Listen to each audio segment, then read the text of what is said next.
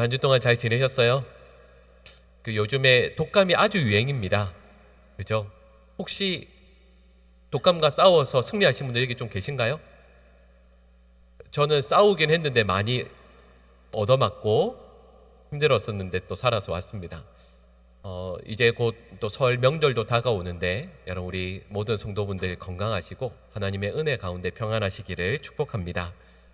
어, 그 예전에 책에서 이런 내용을 본 적이 있습니다. 한 미술가가 길을 가다가 그 길에 버려진 한 자전거를 보게 돼요. 보니까 자전거가 오래돼서 아무도 쓰지 않을 것 같은 자전거였습니다. 근데 그 미술가가 이 자전거를 가만히 보다가 그 안장과 핸들을 가지고 와서 작품을 하나 만들어요. 앞에 우리 사진이 나올 텐데요. 그 작품이 바로 이겁니다. 뭔지 아시겠죠? 작품의 이름이 뭘까요? 그죠? 사슴? 이 제목이 뭐냐면 황소머리입니다. 근데 딱 보니까 재료가 딱 두 개죠. 부품이. 저 안장에 저는 어떻게 앉을 수 있는지가 아직도 궁금해요. 죽을 것 같은데? 어쨌든 안장이 있고 그 위에 뿔처럼 달려 있는 게 핸들입니다. 안장 하나, 뿔 하나, 요걸 딱 붙인 게 황소머리예요. 그리고 이 작품이 만들어진 지 50년, 제가 기억하기로는 1992년인가 93년도에 런던에 있는 한 경매장에 이 작품이 출품되었습니다. 그리고 293억에 팔렸습니다. 왜냐하면 이 작품을 만든 사람이 피카소거든요. 여러분 생각해보면 그렇죠. 길에 버려져 있는, 그래서 앞으로도 뒤로도 갈 수 없는 자전거인데 그 자전거에서 단 두 가지 부품을 빼와서 창의력을 가지고 상상을 가지고 황소머리처럼 만들었는데 이게 293억이 돼요. 여러분 저는 책에서 그 내용을 보고 이런 생각을 했습니다. 여러분 피카소가 두 가지 가지고 두 부품 가지고 만든 것도 이렇게 귀한 작품이 된다라고 한다면 이 피카소보다 훨씬 더 위대하신 하나님께서 우리의 인생을 붙드시고 우리의 인생을 사용하신다라고 한다면 여러분 이 땅 가운데 얼마나 놀라운 일이 일어날 수 있겠습니까? 하나님께서 말씀드렸던 아주 보잘것없는 두 개의 부품, 아니 그것보다 더 초라하다 할지라도 우리 인생들을 하나님께서 기꺼이 붙드시고 하나님의 손에 인도해 주신다라고 한다면, 우리의 삶을 다듬어 주신다라고 한다면 여러분 이보다 훨씬 더 귀한 일들이 이 땅 가운데 일어나지 않겠습니까? 그리고 저희가 읽은 본문 말씀의 내용이 바로 이러하죠. 하나님께서 다윗이라는 인생을 선택하시고 그의 인생을 붙드셔서 왕으로 이끌어 가십니다. 근데 여러분 이 다윗을 향해서 사람들의 솔직한 반응이 이러합니다. 우리 오늘 본문 42절 말씀을 우리 같이 한번 읽어보실까요? 그 블레셋 사람이 둘러보다가 다윗을 보고 업신여기니 이는 그가 젊고 붉고 용모가 아름다움이라. 아멘. 길게 설명되어 있지만 한마디로 이야기하면 이런 거예요. 다윗은 전쟁터에 나올 수 있는 사람이 아니다. 그리고 적군이 볼 때 여기 말씀하고 있는 블레셋 사람은 바로 골리앗을 말합니다. 근데 골리앗이 나와서 보니까 이스라엘의 대표라고 나온 이 한 사람이 자기가 볼 때에도 너무 우스운 사람이다. 이것을 말씀하고 있는 거죠. 전쟁터에서 다윗은 무시당하고 있는 작은 소년에 불과합니다. 근데 여러분 오늘 본문 말씀은 이런 다윗을 하나님께서 붙드셔서 사용하신다는 내용입니다. 그러니까 오늘 본문 말씀은 다윗이 엄청난 대단한 일을 했다는 무용담을 담고 있는 말씀이 아니라 연약한 인생을 하나님께서 선택하시고 붙드시고 놀랍게 일하시는 내용을 담고 있는 거죠. 여러분 그렇다면 우리는 오늘 본문을 통해서 이런 질문을 하게 됩니다. 하나님께서는 어떤 연약한 이들을 어떤 기준으로 선택하시는가? 이 땅에 있는 많은 연약한 이들 가운데서도 특별히 어떤 사람을 붙드시는가? 그 두 가지를 함께 살펴보려고 합니다. 오늘 본문에서 우리는 두 사람을 만나게 됩니다. 창을 든 골리앗, 그리고 다윗은 하나님의 이름을 붙들고 그 앞에 서 있습니다. 그럼 질문해 볼까요? 창이 강합니까? 하나님의 이름이 강합니까? 일부 때랑 분위기가 너무 다르네요. 그래도 일부 때는 교회니까 하나님의 이름이 강합니다라고 크게 대답하셨는데, 여러분 아마 여러분들께서 힘없이 대답하신 건 이유가 있으시겠죠. 맞아요. 교회 안에서는 창보다 하나님의 이름이 강합니다라고 이야기하시겠지만 막상 사회에 나가면 그렇지 않거든요. 하나님의 이름이 강합니다 이렇게 힘있게 대답을 해도 막상 사회에서 우리가 어려움을 만나게 되면 내가 들고 있는 창이 얼마나 긴지, 내가 가지고 있는 칼이 얼마나 날카로운지, 내가 가지고 있는 단창이 몇 개인지를 헤아리는 것이 우리들입니다. 사업을 하다가 큰 어려움을 만나게 되었을 때 우리는 이렇게 하죠.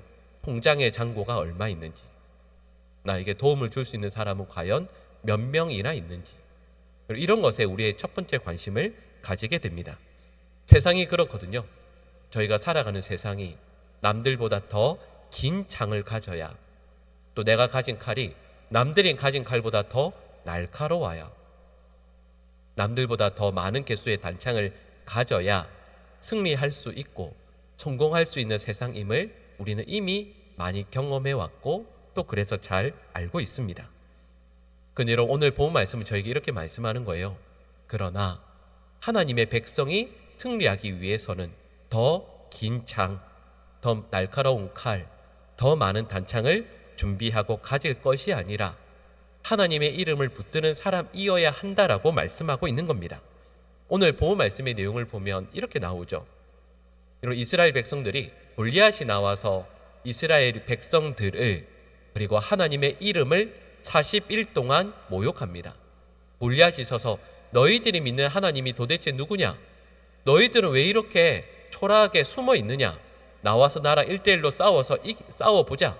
이렇게 계속해서 40일 동안 소리칠 때 이스라엘 군인들 모두가 저 뒤에 숨어 있습니다. 왜냐하면 그들 모두가 골리앗보다 더 큰 창을, 더 날카로운 칼을, 그리고 더 많은 단창을 가질 수 없음을 알고 있었기 때문입니다. 그 가치관에서 도저히 그들은 이길 수 없었기 때문이죠. 근데 그때 한 사람이 이렇게 나섭니다. 창이 웬 말이냐? 우리에게는 하나님의 이름이 있다. 그리고는 담대히 나서는 한 사람이 있었습니다. 창의 세상에 하나님의 이름을 붙들고 나선 한 사람, 다윗이 이렇게 말씀합니다.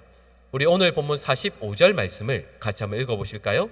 다윗이 블레셋 사람에게 이르되 너는 칼과 창과 단창으로 내게 나아오거니와 나는 만군의 여호와의 이름 곧 내가 모욕하는 이스라엘 군대의 하나님의 이름으로 내게 나아가노라. 아멘. 앞서 말씀드렸던 것처럼 골리앗은 많은 무기들을 갖추고 있습니다. 그리고 키도 아주 큰 거인이었죠. 근데 그 앞에 다윗이 섭니다. 그리고 질문해 볼까요? 누가 더 당당하게 서 있겠습니까? 골리앗도 당당해 보이지만 다윗이 더 당당하게 서 있습니다. 이유가 있어요. 말씀을 묵상하면서 제가 깨달은 것이 있습니다. 그것이 무엇이냐면 골리앗은 엄청난 키와 그리고 잘 갖추어진 전쟁 장비들을 가지고 있지만 반대로 골리앗은 겁이 참 많은 사람입니다. 골리앗과 맞선 다윗은 이런 옷이 어떤 옷이죠? 양치기 옷 그대로 입고 있습니다. 사람들이 볼 때에 다윗은 어떤 무장도 전혀 갖추어지지 않고 있습니다. 근데 다윗은 참 당당해요. 근데 반대로 여러분 생각해 보세요. 이 다윗은 소년이잖아요. 그리고 양치기 옷 그대로 있습니다. 손에 무기를 들고 있지 않습니다. 근데 골리앗은 반대로 3m에 가까운 거인이고요. 그리고 많은 무기가 있습니다. 이런 앞에 서 있는 장면을 그림으로 그려보세요. 여러분이 골리앗이라면 다윗과 싸울 때 손에 칼과 창과 단창을, 갑옷을 입고 나가겠습니까? 아니면 맨몸으로 가겠습니까? 여러분 이게 고민할 필요가 있나요? 아니 눈앞에 내 키보다 한 반 정도밖에 안 될 것 같은 아주 어린 소년이 있습니다. 근데 반대로 골리앗은 전쟁터의 경험도 많이 있고요. 많은 무기들이 있어요.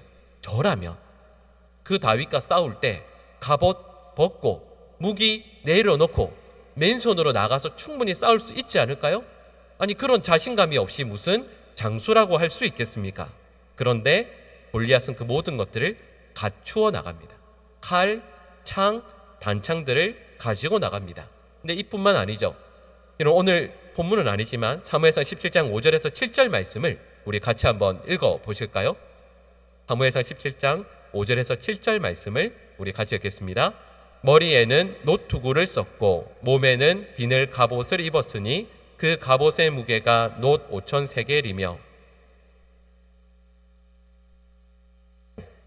놋 단창을 메었으니 그 창 자루는 배틀채 같고 창날은 철 600세겔이며 방패든 자가 앞서 행하더라. 아멘. 읽어보니까 이걸 그림으로 그려보세요. 얼마나 웃기겠습니까? 무기라고는, 갑옷이라고는 아무것도 갖추지 않은 어린 소년 하나. 근데 그 반대로 키는 엄청나게 큰, 이 전쟁에서 경험이 많은, 그런데 완전 중무장한. 그래서 이 말씀처럼 머리에는 놋투구, 다리에는 놋각반, 거기에다가 혼자가 아닙니다. 방패를 들고 서 있는 호위까지 골리앗 앞에 서 있습니다. 보디가드까지 그 앞에 있는 거죠. 이렇게 생각을 해보면 사실은 이게 말이 안 되는 그림이죠. 그리고 이 말의 의미를 이렇게 설명드릴 수 있습니다. 골리앗은 모든 것을 다 갖추었습니다. 하지만 실제로는 그 어린 소년 다윗을 대하면서도 두려움에 떠는 인간에 불과하다라는 거죠. 하나님 없이 살아가는 인간이 그러합니다. 모든 것을 다 가진 것처럼 보이죠. 그런데 늘 두려움에 살아갑니다. 왜냐하면 상대방이요, 언젠가 어떤 상대방이 나보다 더 큰 칼, 나보다 더 긴 창, 그리고 더 많은 단창으로 나를 공격해 오면 내가 질 것이라고 믿기 때문입니다. 조지 프레이저라는 문화 인류학자가 쓴 황금가지라는 책을 읽은 적이 있습니다. 여러 이야기들로 묶어진 책인데요. 여기에 보면 이런 한 왕이 등장합니다. 이 왕은 숲속의 왕인데요. 그 장면을 이렇게 묘사해요. 손에 큰 칼을 들고 있습니다. 그런데 며칠을 자지 못해서 눈이 붉게 충혈되어 있고 초조하고 두려워합니다. 그리고 너무 괴로워해요. 왕인데요. 그 숲에 누가 뭐라 할 수 없는 왕인데도 불구하고 이 왕은 두려움에 떨어서 잠을 이루지 못합니다. 이유가 있습니다. 왜냐하면 그 숲에는 법이 있거든요. 근데 그 법이 뭐냐 하면 누구든 현존하는 왕을 그가 죽이면 그 사람이 바로 그날부터 새로운 왕이 된다라는 법이 이 숲에 있었습니다.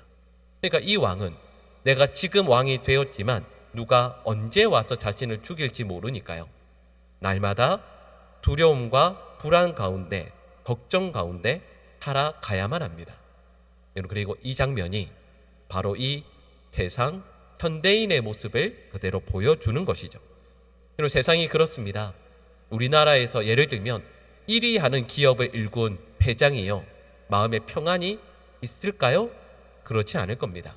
왜냐하면 1위 기업을 일구었다 할지라도 우리나라에는 2위와 3위 기업이 언제든지 치고 오려고 애를 쓰고 있을 것이고, 우리나라 기업들만 있나요? 그렇지 않습니다. 전 세계에 얼마나 많은 대단한 기업들이 있습니까? 그러니 세계 곳곳의 위협 가운데에서 그 일군 분도 도저히 평안을 누릴 수 없을 겁니다. 그리고 이것이 이 세상에서 통하는 창의 논리의 한계입니다. 어떤 목사님께서 이렇게 글을 쓰신 것을 본 적이 있습니다. 골리앗이 쓴 투구는 현대인들의 학위를 의미한다. 좋은 대학의 학사모, 석사모, 박사모를 마치 투구처럼 쓰는 곳이고, 골리앗이 입고 있는 갑옷은 현대인들이 두르고 있는 명품 옷과 같다. 근데 그 명품 옷 안을 가만히 들여다보면 세상에 대한 허무와 두려움으로 가득한 것이 이 땅의 현대인들이다. 골리앗이 녹각반을 다리에 두르고 있지만 현대인들이 최고로 좋은 명품 구두를 신고 있어도 이 세상에 그 많은 죄악된 길로 나아가고 있으니 그 삶에 어찌 평안이 있을 수 있겠는가 하는 글을 읽은 적이 있습니다. 여러분, 이런 골리앗 앞에 서 있는 다윗은요, 아무것도 없습니다. 앞서 말씀드렸던 것처럼 다윗은 골리앗에 비해서 오히려 더 담대하고 평안을 누리고 있습니다. 왜냐하면 오늘 본문은 이렇게 저희에게 말씀하는 거죠. 그 모든 것들을, 골리앗이 가진 세상의 논리에 충실한 그 모든 것들을 하나도 가지고 있지를 못하지만 다윗이 붙든 것이 하나 있습니다. 그것이 바로 하나님께서 나와 함께 하신다라는 것, 그리고 하나님의 이름을 다윗은 붙들고 있는 것이죠. 골리앗의 논리가 통하는 이 세상입니다. 하지만 다윗은 그 가운데에서 연약하다 할지라도 하나님의 이름을 붙들고 살아갑니다. 그리고 하나님께서는 이 세상에 있는 많은 연약한 사람들 가운데에서도 하나님의 이름을 붙들고 나에게 주신 삶을 살아가기 위해 애쓰는 믿음의 사람들을 특별히 붙드셔서 선하게 사용해 나가시는 것이죠. 여러분, 저희들은 이 한 해를 살아가고자 하는 이 순간에 서 있습니다. 여러분, 저희들은 이 한 해를 더 많은 창, 더 많은 단창과 더 날카로운 칼을 갖추기 위해 애쓸 것이 아니라 하나님을 더 붙들고 하나님의 이름을 붙드는 믿음의 사람으로 이 한 해를 살아야 할 줄로 믿습니다. 창의 논리가 통하는 세상 가운데에서 하나님의 이름을 붙든 성도가 얼마나 하나님께 귀하게 붙들려 살아갈 수 있는지를 체험하고 누릴 수 있는 저희 모두가 될 수 있기를 간절히 축복합니다. 그럼 두 번째 내용인데요, 다윗이 고백하는 믿음이 있습니다. 우리 오늘 본문 47절 말씀을 우리 같이 한번 읽어 보실까요? 또 여호와의 구원하심이 칼과 창에 있지 아니함을 이 무리에게 알게 하리라. 우리 손에 넘기시리라. 아멘. 오늘 본문 이 방금 읽은 말씀의 내용을 간단히 정리하면 이런 내용이죠. 전쟁의 승패를 결정하시는 분은 우리 하나님이시다 말씀하고 있습니다. 여러분, 혹시 싸움하는 거 좋아하세요? 저를 딱 보시면 아시겠지만 저는 아주 평화적인 사람이라 싸움하는 거 구경도 싫어하고 싸우는 것 자체를 싫어합니다. 근데 여러분, 싸움하는 걸 스포츠로 만든 종목이 있죠. 뭐죠? 예, 권투입니다. 권투 최근에 보신 적 있으세요? 잘 없으시죠? 예전에 제가 어렸을 때 보았던 것과 다르게 이번에 찾아보니까 권투의 여러 가지 것들이 바뀌었는데, 예를 들면 우리나라에서 권투 시합을 하면 프로 경기는 이제 10라운드까지 하고요, 세계 경기는 12라운드까지 하게 된다고 합니다. 여러분, 이렇게 생각해 볼까요? 두 사람이 링에 올라서 열심히 시합을 했습니다. 10라운드 동안 A라는 분은 몇 번을 쓰러지고 또 B라는 분은 또 몇 번을 다운당했습니다. A라는 분이 훅을 몇 번을 치고 또 그리고 스트레이트를 몇 번 날렸습니다. 그리고 이제 10라운드가 끝나고 나서 보니까 이쪽에 서 있는 관중들은 저 A라는 사람이 이겼다라고 하고, 저쪽에 서 있는 분들은 저 B라는 선수가 이긴 게 틀림없다라고 이야기합니다. 여러분, 그때 A와 B가 가운데에 서고 가운데 심판이 섰을 때, 여러분, A와 B가 누가 이겼는가라는 것을 결정하는 분은 바로 심판입니다. 사람들이 볼 때에 A가 잘한 것 같아도요, 심판이 B의 손을 잡고 하늘로 번쩍 들면 B가 승리하는 겁니다. 마찬가지로 저 사람이 볼 때 손에 무기를 많이 들었고 방패도 들고 있는 사람이 앞에 있고, 이 세상의 논리, 창의 논리로 보면 저 사람이 분명 대단한 사람인 것 같아도 손에 아무것도 들지 않은, 그러나 이 손에 하나님의 손을 꼭 붙들고 평생의 삶을 살아온 사람이 있다라고 한다면, 여러분, 그래서 하나님께서 그 두 사람을 옆에 두고 보시다가 하나님의 손을 꼭 붙들고 있는 그 사람의 손을 번쩍 드시면 그 사람이 곧 이 땅의 모든 삶들을 살아온 것에 대한 승리로 보상받는 것이 아니겠습니까? 우리의 삶을 최종으로 판단하시고 심판하실 분은 다른 그 누구도 아닌 하나님이십니다. 세상이 우리를 판단하거나 우리의 삶에 대해서 최종 판결을 내리는 것이 결코 아닙니다. 다윗은 말씀드렸던 것처럼 모든 것들이 부족하지만 하나님의 이름을 붙들고 하나님께서 나의 모든 삶을 다 살고 나서 하나님 앞에 서게 되었을 때에도, 그리고 지금 만나는 이 모든 싸움에 대한 결론을 내리실 분이 우리의 하나님이심을 다윗은 믿었던 것이죠. 여러분, 우리는 반대로 우리가 부족한 것을 보면서 늘 실망합니다. 세상의 사람들이, 창의 논리로 살아가는 사람들이 세상에 많은 창, 또 칼, 단창을 두 손에 잔뜩 쥔 것을 보고 부러워합니다. 우리는 손에 그런 것들을 쥐지 못했던 것들 오히려 아쉬워하죠. 이전에 플라톤이 행복한 사람의 조건에 대한 것을 쓴 글을 본 적이 있습니다. 이렇게 기록합니다.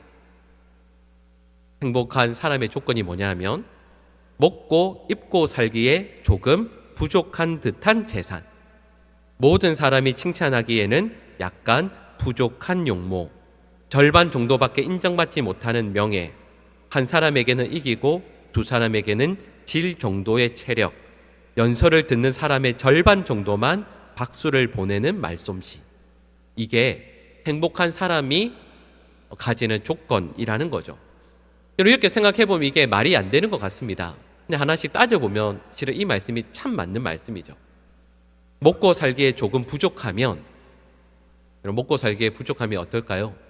나에게 있는 모든 것들이 다 귀합니다. 그리고 귀하기에 그 사람은 진정 감사할 수 있습니다. 귀하게 여기기에 감사하니까요, 실은 그의 삶이 행복하다라고 말할 수 있죠. 외모도 조금 부족해야 한다라고 합니다. 우리 옆에 한번 보실까요? 다 해당되죠. 조금 부족한 외모가 행복한 조건이라고 합니다. 왜 그럴까요?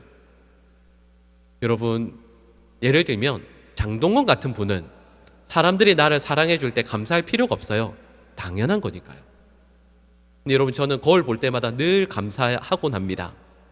이런 나와 살아준 아내가, 그리고 여러분들도 저를 그렇게 미워하진 않으시잖아요. 얼마나 감사해요. 나의 외모가 부족해도 나를 귀하게 여겨주는 내 아내, 내 남편, 가족들, 또 우리 교회 장로님들, 집사님들, 권사님들도 부족해도 손을 잡고 만날 때마다 반가워해 주시고, 이 모든 것들이 얼마나 감사한 일입니까? 싸워서 한 사람에게는 이기고 두 사람에게는 지는 체력, 체력이 별로 안 좋구나, 감사할 것 없을 것 같지만, 여러분, 모든 사람에게 이기는 사람을 세상 사람들은 좋아하지 않습니다. 오히려 체력이 약하기에 한 사람에게는 이길 수 있어도 두 사람에게는 지는 사람이기에 우리 곁에 있는 사람들이 오히려 그를 연약하다고 도와주는 친구가 될 수 있는 것이죠. 오늘 본문 말씀의 내용을 이런 관점으로 보면 골리앗은 모든 것을 다 가진 사람으로 보입니다. 세상의 기준으로, 창의 논리로 보면 골리앗은 모든 것을 다 가진 사람이죠. 근데 반대로 다윗은 부족한 사람입니다. 손에 아무것도 없어요. 근데 아무것도 가지지 못한 부족한 사람이기에 오히려 행복할 수 있습니다. 왜냐하면 내 삶의 최종 결정권자이자 심판자이신 하나님만을 꼭 붙들고 살아가기 때문입니다. 골리앗과 같은 문제를 마주할 때 저와 여러분들이 꼭 점검해야 할 것이 있습니다. 기억해야 할 것이 있습니다. 그것은 내가 진정 하나님을 믿고 있는가? 나의 두 손에 세상의 그 무엇으로 가득 채우려고 하는 것은 아닌가? 나는 정말 하나님의 손을 꼭 붙들고 살아가기 위해 애쓰는가? 하나님의 손을 붙들고 살아가서 나의 믿음이 작년, 재작년보다 더 성장했는가? 하나님을 붙들기 위해 세상의 것을 기꺼이 놓을 수 있는 사람인가? 세상이 우리를 향해서 노려볼 때, 이렇게 무서운 세상이니 더 튼튼한 투구를 준비해야지, 더 날카로운 칼을, 더 긴 창을 준비해야지 하는 것이 아니라, 바로 그 순간 골리앗과 같은 어려움들을 대하였을 때 바로 이 어려움 가운데에서 나의 삶을 결국에는 최종 판단하실 분이 우리 하나님이시니 그 하나님의 이름을 더욱더 붙들 수 있도록 애쓰고 결단하는 것, 여러분, 그것이 연약한 다윗이 그 어려움의 순간 하나님 앞에 올려드렸던, 보였던 믿음이라는 것을 우리는 깨닫게 됩니다. 우리 화면에 느헤미야 8장 10절 말씀과 요한일서 5장 4절의 말씀이 나오는데요, 우리 같이 한번 읽어보시겠습니다. 느헤미야가 또 그들에게 이르기를 너희는 가서 살찐 것을 먹고 단 것을 마시되 준비하지 못한 자에게는 나누어 주라. 이 날은 우리 주의 성일이니 근심하지 말라.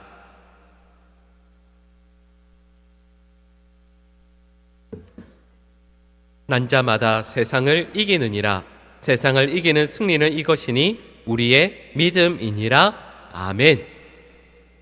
이 두 절의 말씀은 저에게 이렇게 말씀합니다.